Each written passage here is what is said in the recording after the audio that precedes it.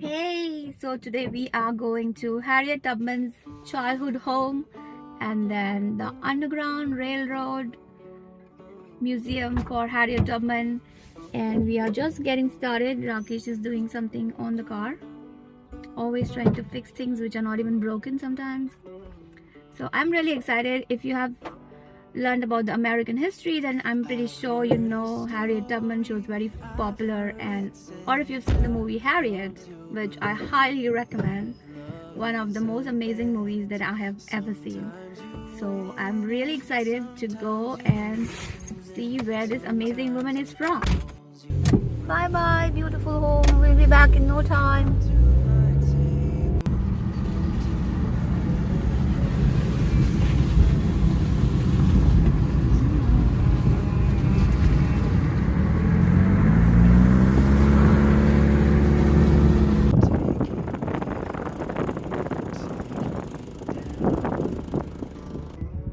So we had to wait because the roads are flooding.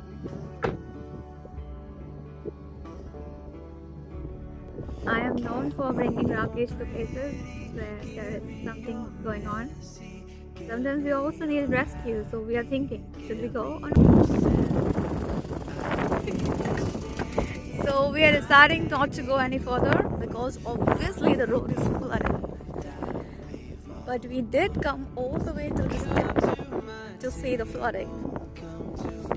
And we will get to report this flooding now for the rest of the state of Maryland, because I guess we're the only people who came all the way to get this reporting.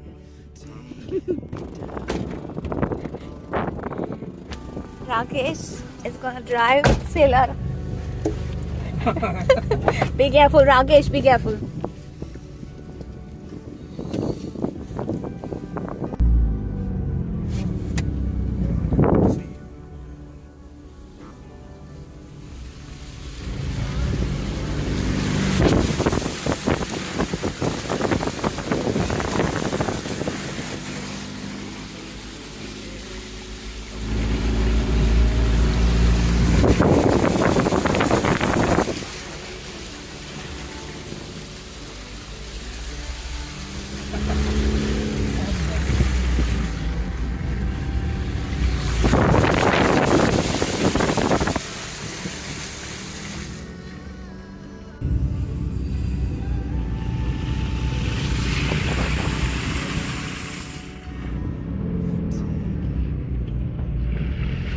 Another non-rainy day.